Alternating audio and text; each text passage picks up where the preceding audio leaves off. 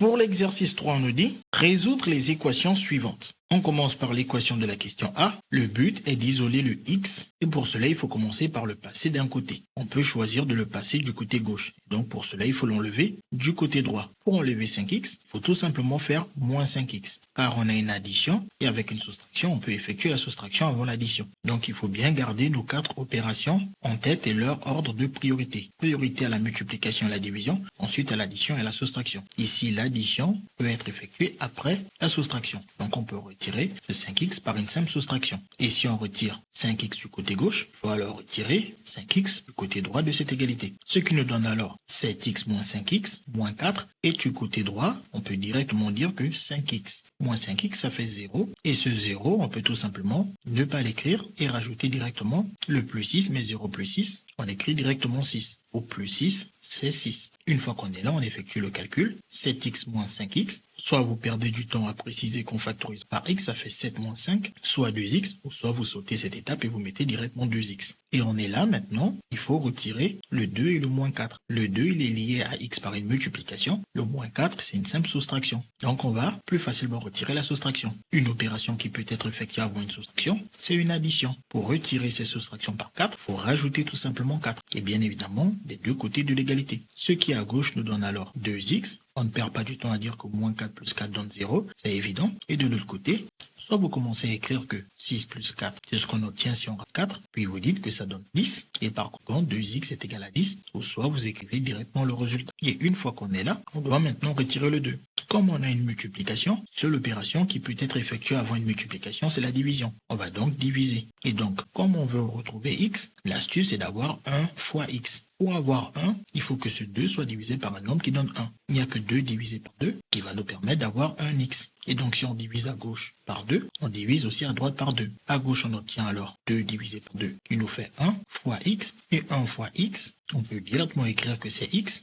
Car 1 fois n'importe quel nombre donne ce n'importe quel nombre. Et de l'autre côté, on a notre 10 divisé par 2, qui avec un simple calcul nous donne 5. On obtient alors ici x égale 5. Ensuite, on fait la même chose pour les autres équations. On commence par l'équation B. Donc, on recopie notre équation B. Une fois l'équation B recopiée, il faut maintenant isoler les x d'un côté. On choisit le côté gauche, donc on va retirer ce plus x. Et donc, il faut choisir la bonne opération. L'addition va toujours avec la soustraction. Pour retirer une addition, on utilise une soustraction. Et donc, comme on a plus 3x, il faut retirer alors ce 3x pour obtenir 0 de ce côté et plus de x du côté droit de l'égalité. Ce qui a été fait du côté droit doit être fait du côté gauche. Tire x des deux côtés. Du côté gauche, on obtient alors 3 moins x, moins 3x. Et du côté droit, on a notre moins 9. Et ici, on a dit plus 3 moins 3, ça donne 0. Donc, soit vous perdez du temps à écrire 0, ou soit vous gagnez du temps et vous passez directement à la suite. Ici, on va effectuer le calcul. Moins 3x. On peut directement écrire que ça donne moins 6x. Et une fois qu'on est là, non, ce qu'on peut facilement retirer, c'est ce 3, à l'aide d'une simple soustraction. Et on fait la même chose donc du côté droit. Et donc ici, 3 moins 3, cela donne 0. Avec notre moins 6x, mais 0, on ne perd pas de temps à l'écrire. Et de l'autre côté,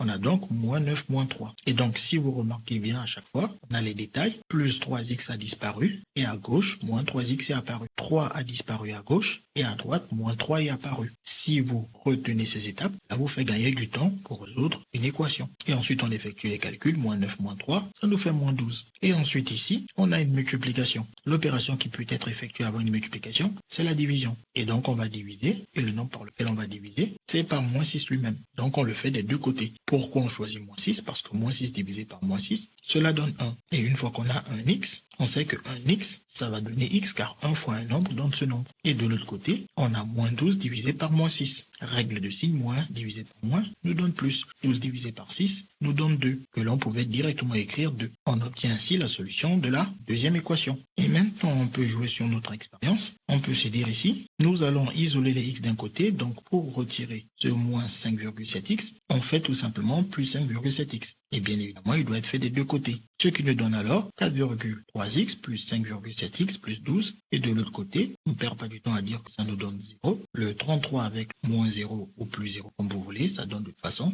33. Donc le moins 5,7x a disparu du côté droit et du côté gauche est apparu plus 5,7x. Et ensuite ici on effectue les calculs. Soit vous perdez du temps à factoriser x pour dire que ça fait 4,3 plus 5,7, ou soit vous dites directement que ça fait 10, car 4,3 plus 5,7 c'est 10. Et avec le x on a donc 10x. Avec le plus 12 égale à 33. Et ensuite il faut retirer ce plus 12. Pour cela on utilise la soustraction. On doit alors retirer 12 des deux côtés. De ce côté plus 12 moins 12 ça donne 0. Avec le 10x plus 0 c'est une perte de temps. On laisse tout simplement 10x. Et de l'autre côté, vous pouvez écrire moins 12 pour que l'on constate que le plus 12 disparaît du côté gauche et moins 12 apparaît du côté droit. Et ensuite, vous effectuez le calcul. 33 moins 12 nous donne 21. Et avec le 10x, on va maintenant retirer le 10. Ici, c'est une multiplication. L'opération qui peut être effectuée avant la multiplication, c'est la division. Donc, il faut diviser. Et pour diviser, il faut diviser exactement par ce nombre pour avoir 1 fois x. On divise alors par 10. Et cela des deux côtés de l'égalité. Du côté gauche, 10 divisé par 10, ça fait 1 fois x. On peut tout simplement écrire x. Et du côté droit, ça fait 21 sur 10, qui reste bien évidemment 21 sur 10. Donc, qu'est-ce qu'on constate en analysant? On avait fois 10 du côté gauche, sauf fois 10 a disparu du côté gauche de l'égalité. Et du côté droit, c'est du divisé par 10 qui est apparu. Donc, on peut gagner du temps en passant de cette ligne